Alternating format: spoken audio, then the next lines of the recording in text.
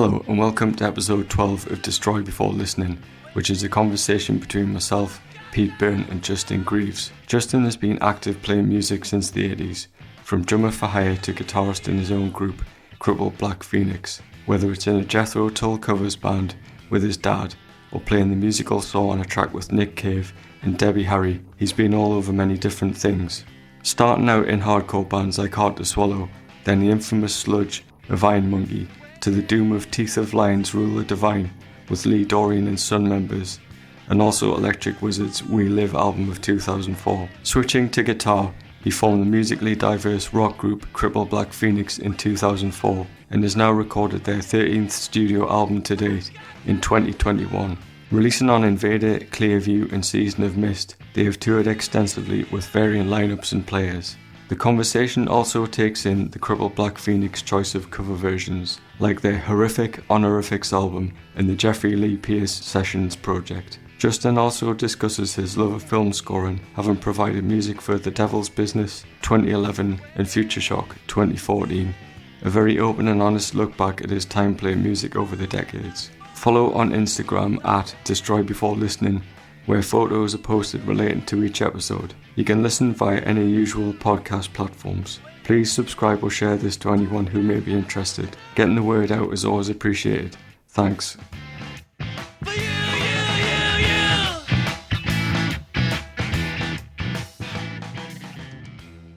The Jethro Tull covers thing with your dad. Oh.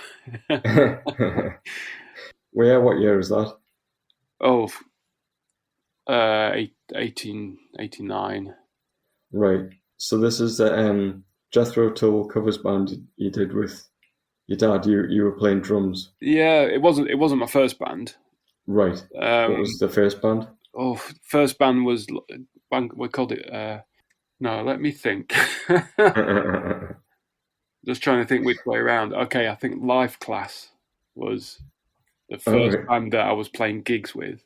There's Life Class, or LAL we're called, and yeah. Is this late 80s then? This was mid 80s. Mid 80s. Oh. Yeah, well, 86. My first band. I started fairly early, because the first time, I'm trying to remember which band it was. I think it was at LAL, and the first time we sort of played out of our area, proper gig, was with Napalm Death at the Kaleidoscope in Birmingham, and that was in 1988. Oh, right. Because it was a year before I learned to drive, you see, so we had to go down on the train, and we played as a three-piece with no bass player because his mum wouldn't let him go. And then we spent so long talking to Napalm Death after the show, and Dan Lilker was there, that we missed our train back, and we had to sleep in telephone boxes at Birmingham New Street with our guitars and drumsticks and stuff. That was more like the old school style, wasn't it? Yeah. Showing up to places with drumsticks and like a guitar. Yeah, exactly. Well, Genital Deformities were on the bill as well, and I'd been communicating with Simon from Cerebral Fix and Crow from Genital Deformities, and they were lending us the equipment and stuff. They were really, really cool guys, really nice guys, is what I can remember. It was full on, like, crusty hardcore gig. It was like it was the heyday of all that. It was just when that was kicking off. Yeah, and it was just insanity, absolute insanity. I could not believe it. It was my first kind of proper gig outside my immediate area, local pub gigs, and it just blew my mind. And then we played at the George Robey with, like, I think it was like Hell Bastard and Energetic Crusher maybe, or Bomb Disneyland, and a few of them bands. I think Doom might have been playing. Oh, Bolt Thrower, I think. Anyway, okay. It was kind of the dream lineups when you look back on it. When people are talking about bands back in the day, it was like, you can't believe you were part of something that's so, like, cult classic now. Yeah. But that's how it started. That's got me started. Was the crusty UK scene. Okay. And people like, Lee Dorian, is people like that, but just really sort of just gave me loads of pointers and help, and because I'm not. I think he's maybe a couple of years older than me. The guys that were playing, I think they're all sort of late teens, 20, and I was about sort of 16, 17. And but at that time, when you're that age, everyone's like, anyone 2 years older than you is really old. Yeah. And they were, and they were in decent bands, and they were in bands that I had records of. And it was just it just inspired me to sort of keep going and actually go out and play just like crusty squat gigs, and just enjoy it for what it was. You would have moved to Leeds to go to university, I imagine, was it? No, actually, I dropped out of college to go to Leeds. I was doing an art foundation course, and then I quit because I didn't get on with the teachers, and I just stopped pretending that I was going to be creative with my art and start being creative with my music. Yeah. And I left home, and I went, and it was because my girlfriend at the time was going to college in Leeds, and she had a room at her house, and I needed somewhere to live, so I just decided I'll go there. And that relationship didn't last, but I mean, I stayed in Leeds for a couple of years. That was after I did the Napalm and the crusty gigs and stuff, and then I met Jim, obviously, for My Monkey, jamming with bands around there, and then I moved back to North Lincolnshire and got a place with a mate of mine, and we did a band called Mental Seizure, and then we did some UK tours and things like that. So that was Mental Seizure was then kind of the next little tiny step up. We were like organising our own gigs then. So instead of being invited to go and play, or friends putting us on with bigger bands, we were proactively trying to make our own tours. And we were making our own zines and stuff like that, and being a local band, but trying to sort of break out of being a local band. Yeah. And I did that until about I think it was about 93. I think I quit that, and then that's when I moved to Nottingham. So yeah. So in the meantime, though, to mention the Jethro Tull. Well, that was like I said, I did the Jethro Tull convention with my dad, and that was 1989. I know that because there's a poster in my dad's toilet about it. And I met Jethro. I met Ian Anderson and some of Clive Bunker and all that at that gig. He showed up, and I was just like, and there's me, and I had a green Mohican. You know what I mean? Yeah. I was playing drums and doing Jethro Tull songs, and then fucking Jethro Tull themselves turn up. It was like, and then they decided to have a little jam on stage before us. I was like, oh shit, But it was cool actually. And yeah, so I helped my dad out a little bit, and then he got another drummer, obviously, and then I think he needed some help after that again, and then it was me and Gords from Hard to Swallow actually played with us. So it was me and Gords doing Jethro Tull stuff for a little while, just to help my dad out. So your dad owned a record shop, didn't he? Was this like your sort of exposure to the world of records? Oh yeah. I'm super lucky, really. I mean, I basically grew up in a record shop with parents that are pretty open-minded, So I had access to basically anything I wanted to listen to. I was never stopped from listening to anything.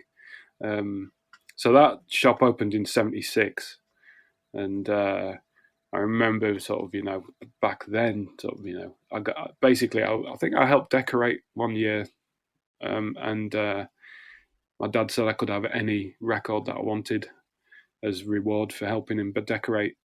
So I picked out the fluorescent cover of Nevermind the Bollocks, and he let me have it. And I was only young, and so that was my introduction, really. And I can remember that, when all those albums were coming out, and the 7-inches especially, I used to get this sort of paper bag every Saturday, a sort of paper bag full of 7-inches, and I think my first ones were like Generation X, Valley of the Dolls, I think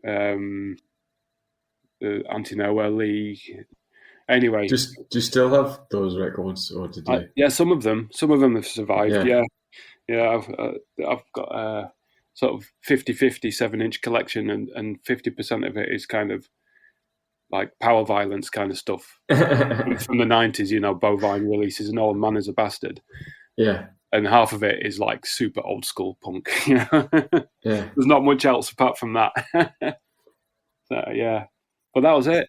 I just consider myself really, really lucky, to have grown up going through that. So and I think that's probably why I didn't want to sort of stick with just playing fucking doom or whatever the whole of my life, because my influences come from so many different places, and that's just because I'd grown up in a record shop, and my dad was playing the first Journey album, which sounds daft, but it's a great album before Steve Perry joined, and they became middle of the road. But the first Journey album or Pink Floyd or whatever, whatever it was, and their imagery, it was almost like it was like haunting at the time for a young kid. Mm-hmm. It's like this psychedelic kind of, rock posters all over the shop. Yeah, I was going to ask, that must be, when you're younger, that's kind of what you see is what you want to listen to, isn't it? If you see a cool cover of something on metal records, you just I want to listen to that. Yeah. Well, it would have, definitely. I mean, it would have started, say, for instance, there was a really cool Pink Floyd poster, and it was the one with, it was like a kind of a skull kind of thing. And that sort of really sort of blew my mind, and then it was like, I think it was I really loved when I was little. I really loved Jean-Michel Jarre's Oxygen, having like a broad spectrum of of inspiration and influences. I mean, I think some people gravitate towards like a kind of a scene and a way of thinking. Some people just gravitate to anything that is interesting. Yeah, and that's probably where the sort of some of my, don't get me wrong, I absolutely love that old hardcore scene and everything, some of the really amazing people involved and stuff. But then I didn't get along with it at the same time because I was interested in so many other things. And sometimes, I'm not saying it was not controlling or narrow-minded or anything, but when you look at it, when you're from the outside, it does seem like that sometimes. Mm-hmm. When it was like, when I was playing with Art to Swallow and Iron Monkey and stuff, it was just like, fuck everything, fuck the world, like hate everybody. Yeah. But that was definitely part of us. It's got to be in there for you to really kind of have that kind of energy. Yeah. But it wasn't all of us. It wasn't like, that wasn't our main thing. We weren't 100% hating everything. We all listened to different things. We all enjoyed different things outside of music. We're just like fucking normal people, and so I think I probably found it harder to sort of suppress a desire to do something outside of the box. Yeah. And I think some people are happy doing that, which is great, I love bands that do that. I love bands that stick to the plan, and you know what you're going to get, and they do it really well. But that's just not what I wanted to do. Mm-hmm. And I never felt part of, I never 100% felt part of a scene, and I never wanted to. I don't want to be part of anything, you know what I mean? Yeah. I enjoyed being part of it. Don't get me wrong. It's not because I didn't like it or I had a problem with it. It's just that you want your own thing. I just wanted to do my own thing. All that time, I just always wanted to do my own thing. Yeah. So I think after Electric Wizard, I was like, finally, I was going, right, fuck everything. I'm really going to do my own thing now. And that's when I started this. Yeah. Well, just to go back, what led to living in Nottingham?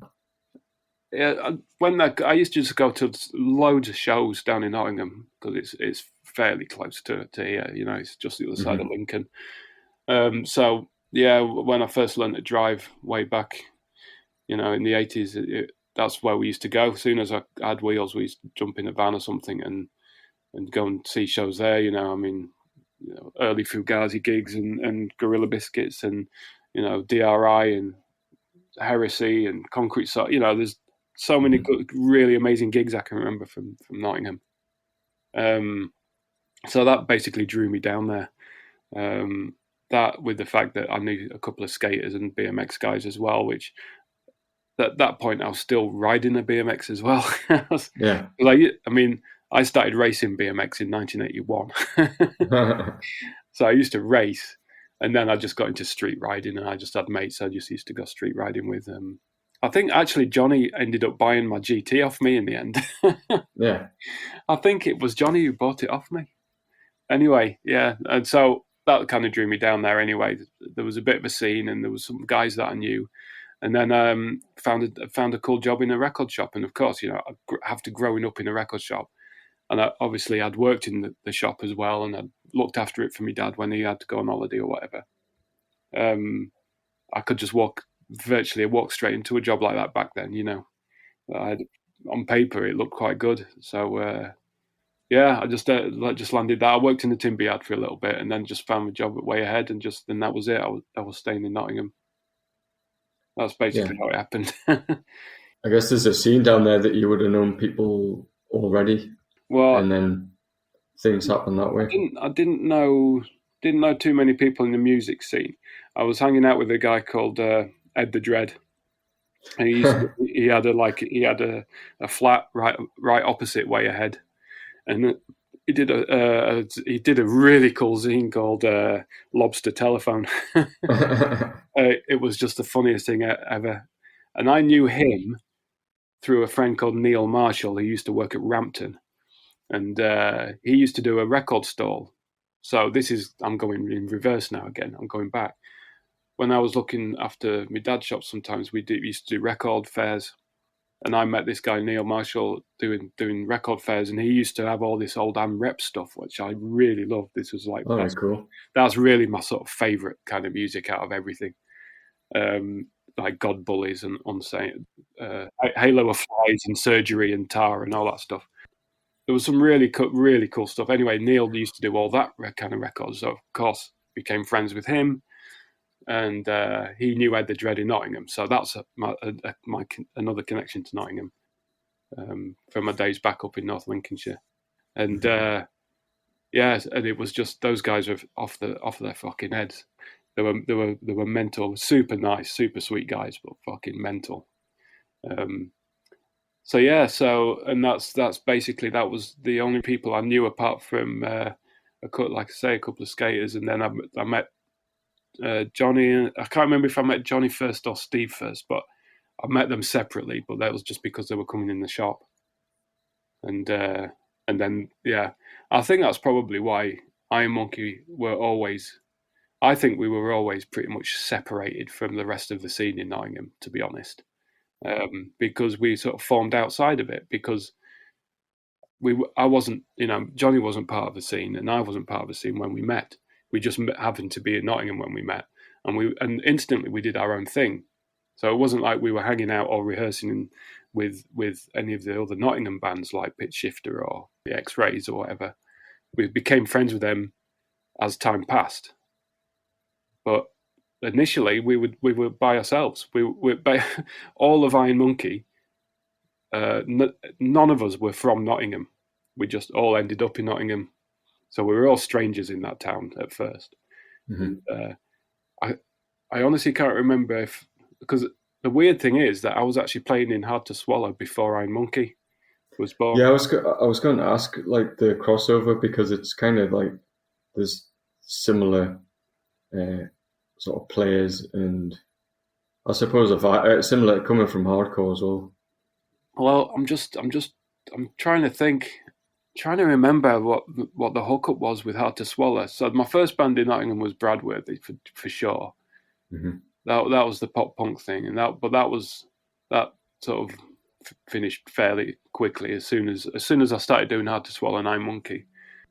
That was like more my thing. So, but I'm just trying to remember the hookup with Hard to Swallow, because Kev Frost, their drummer, they just had, it was Kev, Goy, Gords and Sean at the time with no Jim. So I joined Hard to Swallow, and then I said to them, you want Jim playing guitar in this band? I think that's when he moved to Nottingham. But I remember me and Jim playing our first Hard to Swallow shows before Iron Monkey played the first Iron Monkey show. It was really close though, it was all around the same time. So you have to forgive the murky memory. Yeah. But, I do remember actually before Iron Monkey ever played a gig, me and Jim were playing Hard to Swallow gigs. That was the first like sort of hardcore gig I went to was Hard to Swallow in underclass. Oh right, 96. yeah, 96. Just, Well, we started 95. I think. Well, Hard to Swallow were obviously going before I joined, but I think I joined in 95. And Nine Monkey was 95. right. So both, everything's happening at the same time. Pretty much, yeah. And we finished it right close to each other as well. All right. I think Iron Monkey finished on, I think it was September of 99, and Hard to Swallow was just like the month after that or something like that. I can't remember. Or it could have been New Year's or something. But anyway, it was around Christmas time, I think. I can't really remember for sure. The thing I couldn't figure out was like playing the drums left-handed. Yeah. And I thought, like I didn't understand. I think at the time there was left-handed drummers and right-handed drummers, or didn't make the distinction. I just thought you had your kit set up so you could play as fast as possible. And it just blew my mind. I was like, fucking Jesus Christ, how fast, like this, there's quite some speed, you know? And I don't know. But I am. Well, I am left-handed, so that's why. But you're right-handed guitarist, though, aren't you? Yeah. But that's it's just because. Well, I'm a drummer first. I ended up playing guitar, and I wanted to sort of write my own songs. So I learned guitar by picking up other people's guitars, and everybody else seems to be right-handed, you know. Mm-hmm. So I just ended up learning guitar on a right-handed guitar. I think I'd be better if I strung it left-handed in the first place, but I can't be asked now, you know. I just have a really janky way of playing guitar, you know. I'm not a great guitarist, but I know enough to write songs and play live, you know, and that's it. Yeah. So yeah. So what's the crossover between, you got Iron Monkey and Earth Tone 9 if you're playing in both bands as well? Well, basically, I left Earth Tone 9 to do Iron Monkey. Oh, okay, all right. I think there was a short period of time where I was in Hard to Swallow, Earth Tone 9, and Iron Monkey all at the same time, and that's basically why I left Earth Tone 9. Because it wasn't my band. It was good music, but it wasn't 100% my kind of bag. They were really, really nice guys, but in the end, it's the same. It was the same way I quit Bradworthy for, you know, to do more powerful hardcore stuff. That's what I wanted to do. It was more up my street. So Earth Tone 9 and Bradworthy they were more like bands with mates just to be playing the drums, if you see what I mean. And I'm not taking anything away from them bands, you know. But Hard to Swallow was, I mean, that was kind of Kev's band anyway. Iron Monkey, on the other hand, that felt like it was ours, you know, because it was like, you know, I met Johnny, discovered that we both knew Jim separately, you know, drove up to Bradford and all that, went to see him, decided we were all going to be in a band, and it was just sort of me, Jim and Johnny, and then like Steve were playing bass, and then Doug moved down, and that was it. So it felt like we'd created it. So I wasn't in a band that was someone else's band, you know. It was mine as well as everyone else's, you know. We all felt equal part of it, which that was the thing. There was just more in it. There was more of us in it, and that's kind of the stuff that I really wanted to do. It just sort of sparked. It set the brain off, melted our faces off, and it was a good laugh, you know. I think we were similar when it come to like our fucking silly sense of humor, you know. Yeah. It's all there. It's all present in the music. It was all fucking about, you know. It was like we were laughing our heads off. I remember sitting around in the flat and Jim was cutting out monkey faces and putting them inside of a fucking pentagram. And that was just fucking cracking us up. And that's why there's a fucking monkeygram. Yeah. You know, it isn't any more than that. You know, like I say that, you know, the press picked up on the fact that, I mean, yeah, we got into a fight in Brighton once, and we got banned by the council apparently. And then like Kerrang and stuff, and they pick up on that, and then they turn it into this fucking misanthropic band that are really dangerous, and we formed in prison. You know, we had a band from America called Germflux sending us a demo cassette, and on the end of it, they were sending us messages, and they were like, they truly believed that we'd gone to prison and formed the band, you know. and we just like, we were basically like, well, if they want to believe that, let them fucking believe it, and that's it. That the whole fucking Iron Monkey thing, we just seemed to be laughing at how wrong everybody was getting it. Yeah. So we never corrected anybody. We just got on with it. I think that's fucking a lot more cool than trying to, you know, pretend to be like fucking super hardcore and against the world, isn't it? Yeah, just let other people make up the myths surrounding the band and stuff. Do you think that's why it's still looked back upon as being, well, I suppose in the way it is, you know, like a mythology or like a fictitious kind of account? I think it just basically, I think it's because there's not many people who know what the truth really is, you know, because we were never really a big band and we never put any kind of real information out there. So because people just heard stories and believed that, and we never really sort of corrected it. And whatever interviews we did, all we did was take the piss. And yeah, so I think that's just, it intrigues people, I guess, you know. So I think people still don't know what the truth is about Iron Monkey, and that's why I don't want any. I mean, I'll say now, right? Full transparency here, right? Mm-hmm. I have no problem with the other guys in Iron Monkey at all. Never have. I didn't have a problem when I heard that they'd reformed Iron Monkey. I don't agree with it myself, because when we split up, it was more like a pact, you know. And Johnny was there, and we said we'd never fucking reform this band. That was that. And because now Johnny's not with us, I can't go back on that. I have a lot of pride, and I respect all those guys completely, and we just all move on, you know. So yeah, I just wish it had been sort of left in the past, really, you know. Yeah. Oh well. Post Iron Monkey is like Armor of God, which is a short-lived band. Yeah, I wish we'd done a decent recording. That was a pretty brutal band. That was. That was a sort of thinking maybe like a bit of a knee-jerk reaction to doing Iron Monkey. I think at that point, because we split up in such a way, you know, we basically wanted to fuck everybody off because management pissed us off and label was pissing us off, and we basically split Iron Monkey up to get away with from those people. Yeah, you know, after that horrible tour, you know.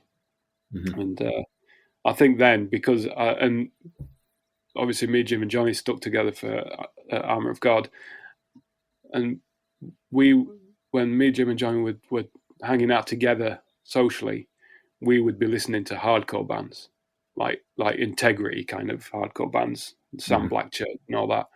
So Armor of God, I think that was sort of, you know, letting that side of us out. Playing the fast stuff that we didn't do with Iron Monkey. So, when did you spend time in the Verucas, or was this just like a tour or something? Or yeah, that was a couple of years. When would that be? 2000, 2001, I think. 2001 was, I think that was the last year I was with the Verucas. But then I had a TIA, you know, like a mini stroke. Mm-hmm. And that was while I was on tour with the Verucas.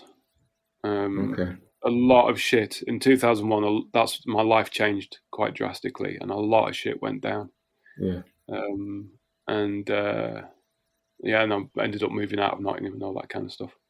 So yeah, Verucas were, I think I did Teeth of Lions 2000, and Verucas were during that time as well. I kind of did a couple of little sort of jobbing things. I played with Kang as well in Bradford for a little bit. Wish I'd stuck that out, to be honest. But I had to leave that band because I was joining the Verucas, and the Verucas were touring like shitloads. So I didn't have time to do Kang. But in hindsight, I think I'd probably wish I'd stuck with Kang rather than the Verucas, maybe. I don't know. I've forgotten about that band, Kang. I remember, I'm sure I saw Kang once. It would have been, fuck knows where it was. Like. Heavy band. Yeah. But they were like more kind of, I wouldn't say stoner, but it was more kind of, really heavy sort of doom rock. You mentioned Teeth of Lion's Rule of Divine, which is it's a sort of it's you, Lee, Dorian, and Son, basically, isn't it? Like it is. Steve and Greg. Yeah, it's Son with drums and Vote and Lee. Yeah. In fact, there was some Teeth of Lions riffs that ended up on the first Son album. Mm-hmm. It was at the same time. I think Son had done their demo, and they were just releasing it, or it just been released as a CD, and that was about that time. So it was right at the early days of Son. So I think the two were kind of almost melting together. Yeah. Well, the first song is like half an hour long or something, isn't it? It's quite long. Yeah, there's only 3 songs on the album. It's like there's a half an hour song and a 20-minute song and a Killdozer cover, and then a cover of a Killdozer song. Yeah. This is interesting. Like, whose choice was that, or how did that? I'm guilty. I suggested you. Yeah, cool. I'm afraid so. Well, like I said earlier, all that early AMREP noise rock stuff, I was well into that. I was super into all of that. And Teeth of Lions come around, I was just hanging out with Steve, and we just... this was when he lived in the UK for a bit, wasn't he? I'm just trying to think. He was in the UK. Yeah, he was down in London for a bit. Because Mark Dutron, who used to be in the Melvins, he was going to be the bass player in Teeth of Lions, but right at that point, that's when he did that weird disappearing act. No one knew where he'd gone, and Greg just happened to be over with Steve when we decided we were going to do an album, and Steve was just like, "Oh well, Greg will come and play bass," and he was like, "Oh yeah, smart, crack on."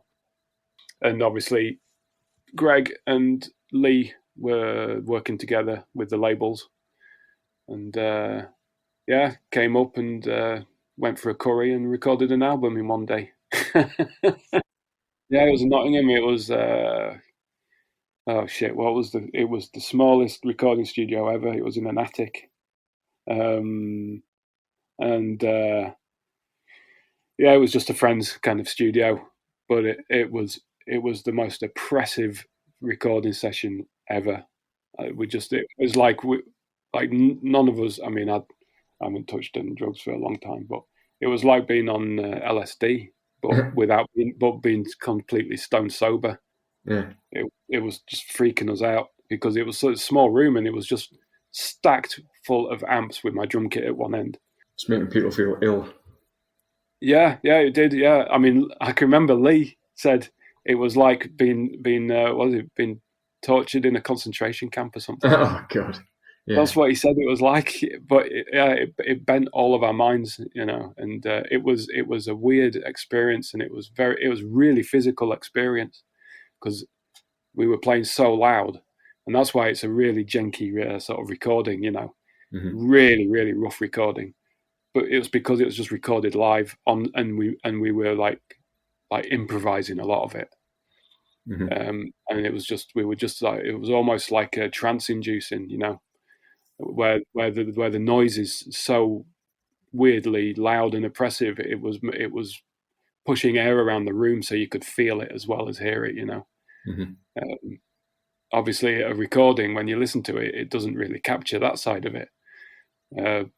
But that's why we sort of stuck it out, and we put it out. It's just like fucking hell, and that's why I think that's probably why we didn't do another one, because there's no way of recreating that. I mean, what do you do? What do you follow that up with? Yeah.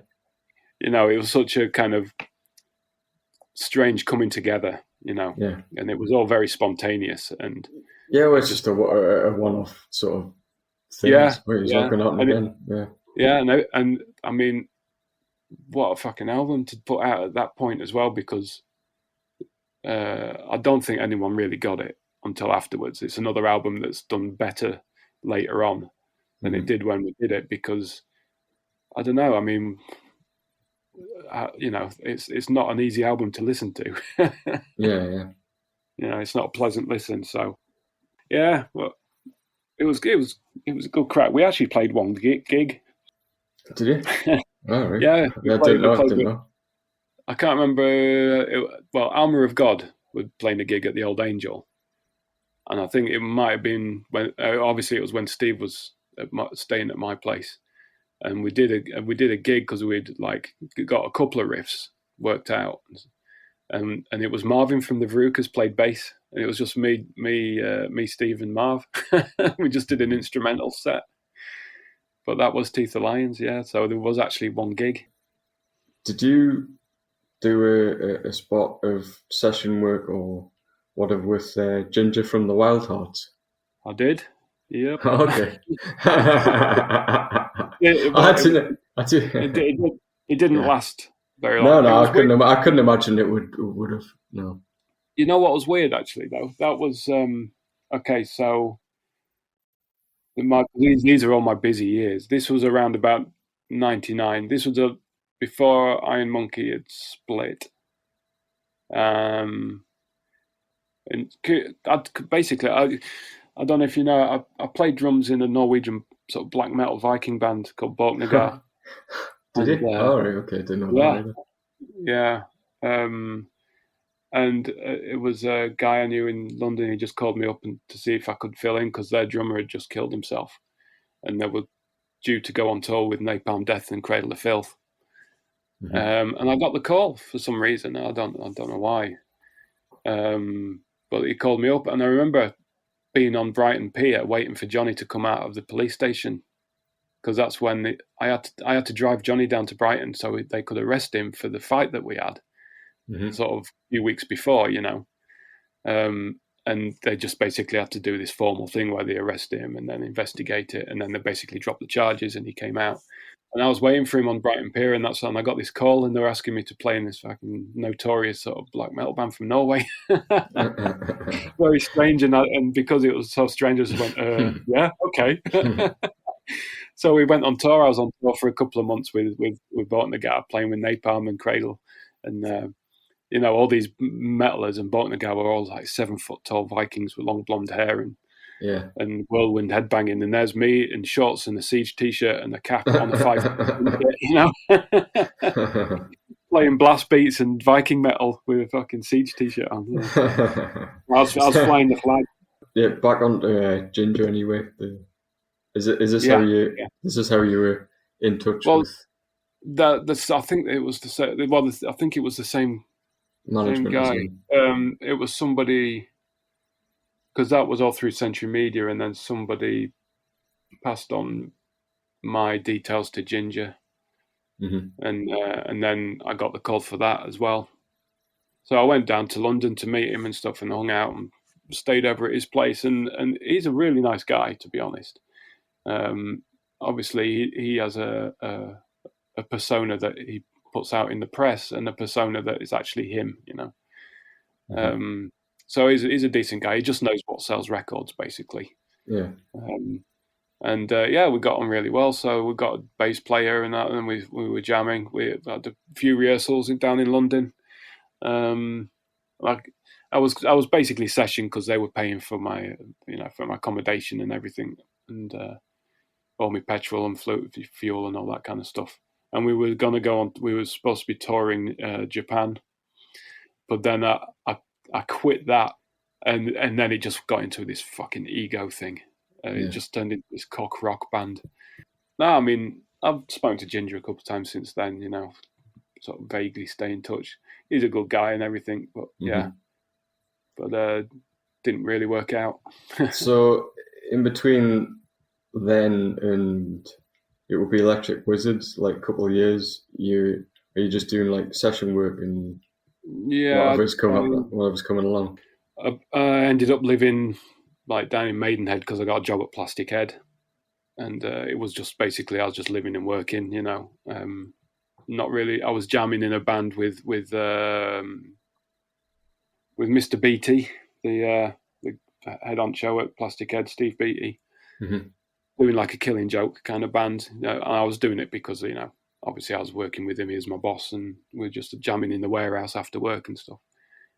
So, but that wasn't really a thing. And then 2002, and then Johnny died, obviously. And that was weird, actually, because when Johnny passed, that we were working on that Ruined by Idiots, because that was Johnny and Marv. They did this label together called Maniac Beast, and Johnny and Marv came up with this idea of doing a Nine Monkey album, that piecing together bits that were never released and doing it for us, because we'd been fucked over by the label and everything.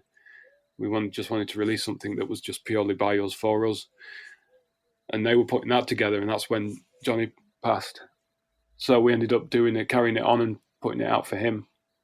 And he actually called me. He called the day that he died, or the day before he died. He called me because he was playing a gig when Murder One, was it, in London. And because I was living near London, I said I'd go see them. And that day I was just like, I regret it, obviously, but I couldn't be asked to go see him.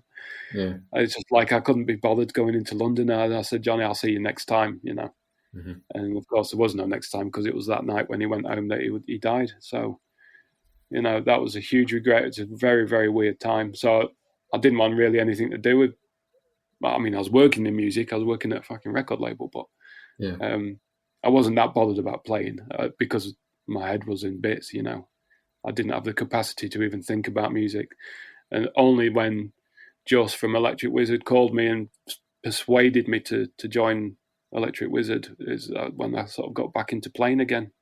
Yeah. And it was just because they'd kicked Mark out, and it was him and Tim. So it was just it wasn't an Electric Wizard that it turned into, it was the original three guys, and they ended up kicking Mark out. So it seemed like I had an affinity with them, and we got on very well and all that kind of stuff. This is the We Live album, isn't it? Yeah, we sort of wrote that between us, which was kind of cool. And I think that's why Just doesn't like it anymore, All right. Well, that's the message I get. Yeah. Yeah. Okay. Yeah. Well, yeah. Jumping about time-wise, that's basically why I ended up doing my own thing in the end. Because as much as like the Electric Wizard did some fucking cool stuff and some cool songs, the guys, it just put me off being in a band, forever. And that was that.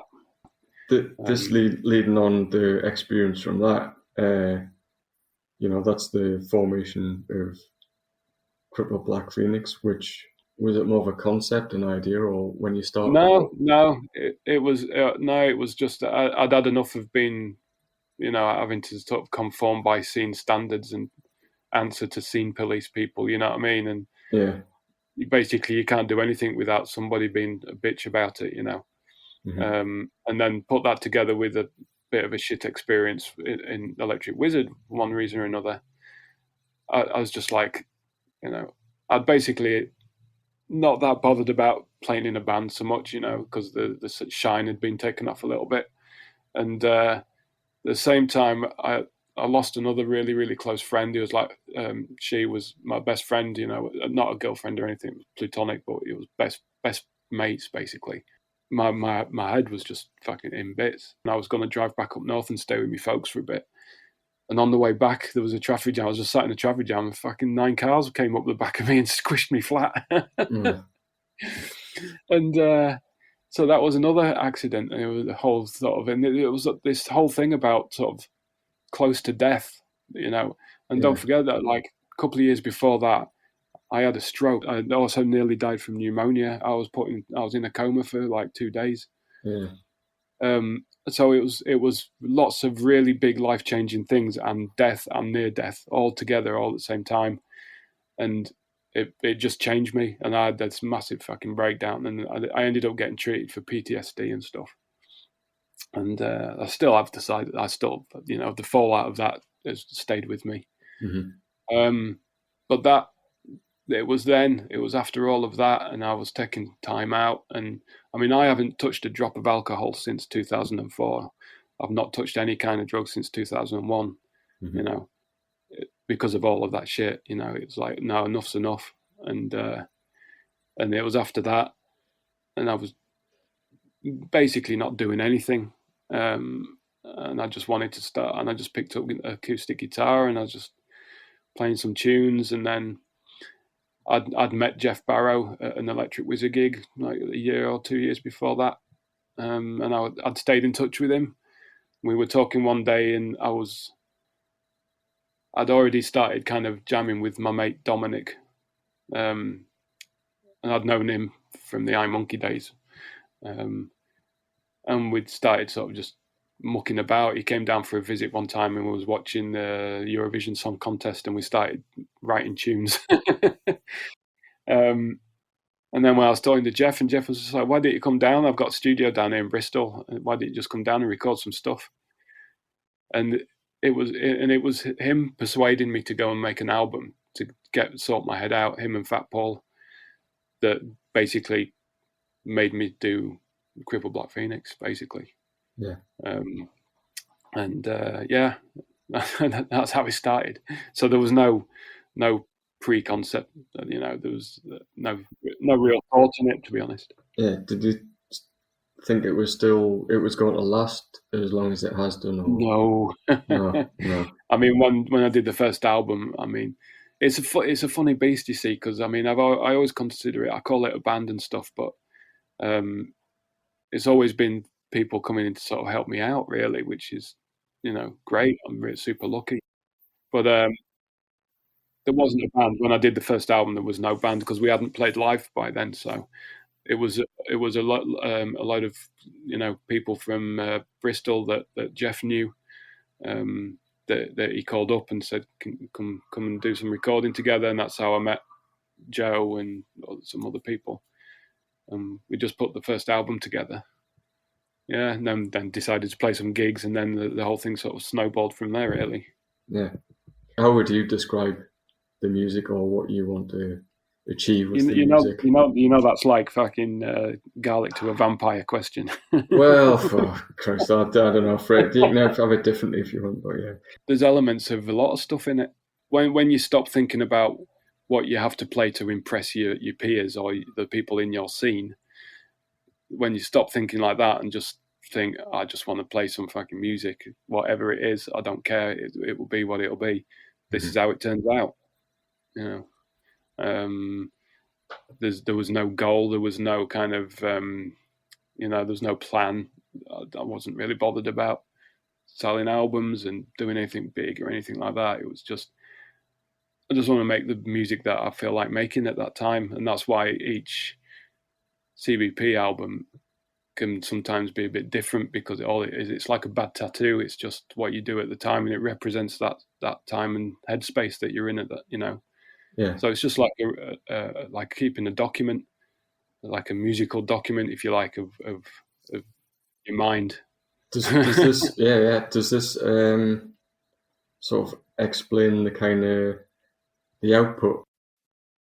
How do you choose who's going to do what then, or like who's going to be involved? I mean, we do it's kind of, like I say, it's a weird setup, so it's like a band but not really a band, but now it's a lot more sort of set up. So yeah, I mean, okay, so I make the songs or whatever.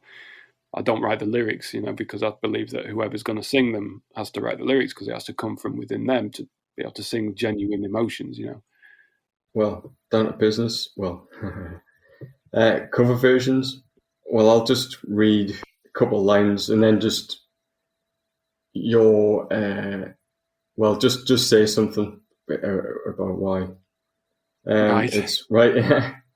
When I set out on this journey, I thought it would never end. When I started down that road, I could not see the end. Reasons. Best lyrics ever. Well, yeah, I like looking back. That song has really, really, really good lyrics, good words. Like, I just love it. Yeah. I mean, I think I wanted to do a No Means No cover for so many years. Yeah. Obviously, CBP was going to be the only band that I was able to do a cover of a No Means No song. I wasn't going to be able to do it with any other band. So it was always there. I mean, they're probably, when I think about this, they're probably the most consistent band through my whole life. Yeah. Like, that I've always listened to a lot of, genuinely, since like the 80s. And Victory is sort of my favourite song of theirs. I don't know, I connect with it. I really love the lyrics, and I love their sort of twist on things. I love the really dark sense of humour. Mm-hmm. Super cool song, and I thought it was one of their most atmospheric songs, which I thought that would suit us to be able to do it any justice, really. So yeah, I mean, it's like with any cover version that I've done, it's all out of pure respect, and that's why I tend to stick quite closely to the original. I don't like to change the songs like some people do, because there's a reason why I like the song in the first place. If you go and change it, then it's no longer that song, is it? So I just like playing other people's songs that, songs that I love. I like to play them. I don't want to change it into mine, because it's not about ego. It's about paying your respect to a song. Yeah, because it's sort of like an EP, isn't it? It's a honorifics, where you do like Swans, God Machine. Yeah. Like, There's done quite a few. There's cover versions here and there, but that's an album of just cover versions. Yeah. I want to do another one. I want to do part 2. Part 2, right? What would you choose? Got loads of ideas. Eh? All right. What would you choose for? Well, we did. When we played live, we did play "Let the Day Begin" by Sam Hain for a while. Okay. But we only ever played it live and never recorded it. So I want to record that. There's another Alex Harvey song, the Hammer song, that I want to play. Mm-hmm. I quite fancy doing a Skid song, like "The Saints Are Coming" or something like that. Okay. There's loads of songs that I'd like to play. It never ends. No, the thing is, we live in music, don't we? I mean, why are you a musician if you don't enjoy what you do and just playing music, even if it's a cover version, just playing music it's all part of it. It's why we enjoy what we do. The thing is that we're not getting rich off this or anything, especially nowadays. So you've got to enjoy it, and that's something that I enjoy doing. Well, I was going to ask about the Jeffrey Lee Pierce sessions, or the the thing that you did. Just explanation of how that came about. Well, originally it was we were playing a venue in New York, and the guy called Gene MC came along and saw us, and then afterwards he was asking me if I would be interested in being part of the first Jeffrey Lee Pierce tribute album. So of course, it was a great idea. Mm-hmm. He was explaining that it wasn't doing cover versions. What it was like the Tony Schmelik, who's like now a good friend of mine back in London. He played Gun Club. He played with Jeffrey Lee Pierce, and he had found a load of sort of unfinished demo cassette tapes. So he had a load of songs by Jeffrey that weren't finished, or they were just ideas or whatever. And the idea was to pay tribute to Jeffrey by sort of completing those songs, Mm-hmm. And I thought that was a great idea, So we did that, and the first one we did was with David Eugene Edwards. It was 16 horsepower woven hand guy, mm-hmm. and that was really, really cool experience doing that, because I really like 16 horsepower, so I was already a fan of what he was doing. So that worked out really well, and we did 2 songs on that one.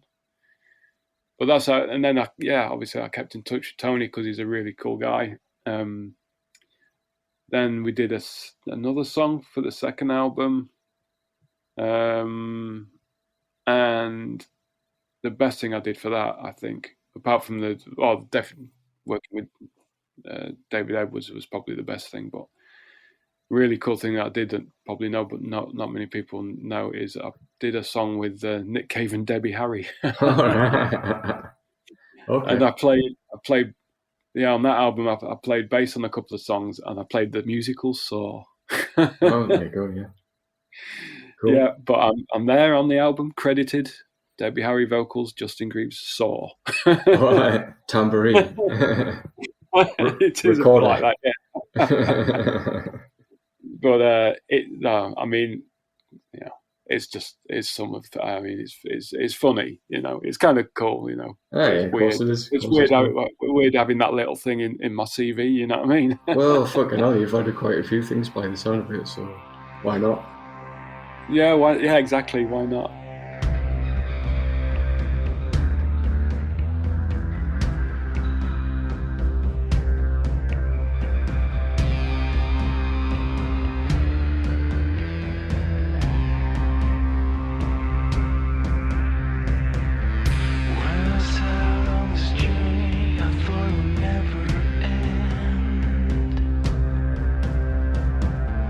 When I started down the road, I could not see the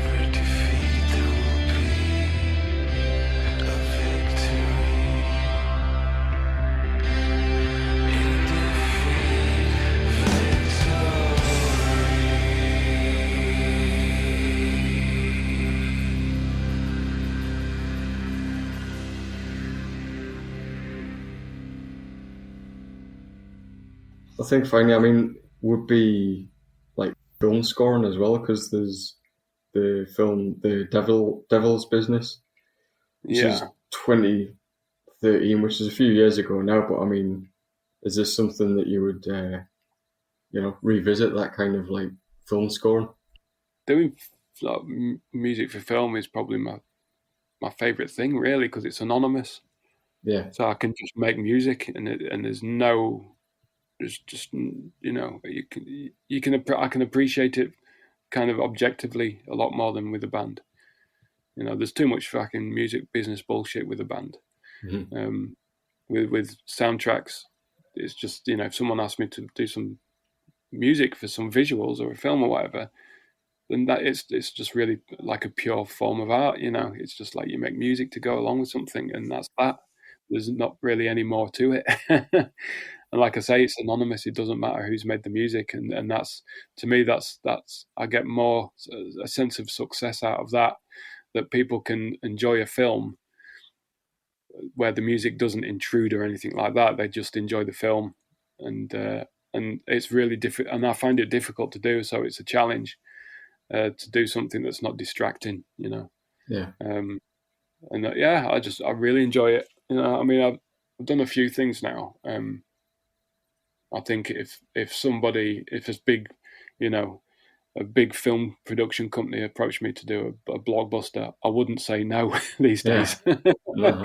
I just wouldn't, because if someone could give me a wedge of cash to go in a really good studio and make some really cool music, I'd fucking snap their hand off. Yeah.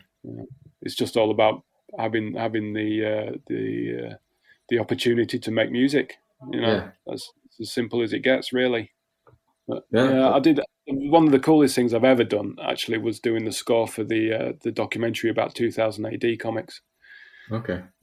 It's called Future Shock, and I mean, it's an amazing documentary. Really, really good documentary. I don't know if you know 2000 AD, Judge Dredd and all that. I mean, I would definitely watch it. I'm not familiar. Oh, you should check it out. I'm not familiar. Yeah.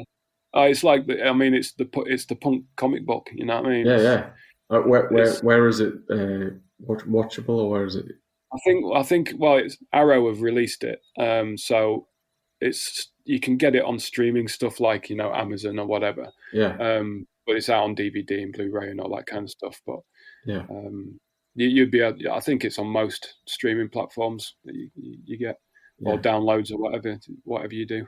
Yeah. But it's on Arrow anyway. Okay. I think Arrow even have their own channel now or something. Yeah, well, that's cool. But it is a really good documentary, and the Blu-ray version has got the bonus footage, which is there's a behind the scenes in the studio making the music. Oh, so you're on that? Hey, so you're on that then? Yeah. Yeah. It was when I was down at a friend's studio on a farm down near Oxford at Shaken Oak Farm, and the guys who made the film, they came down for a day and hung out and shot some bonus material. Yeah,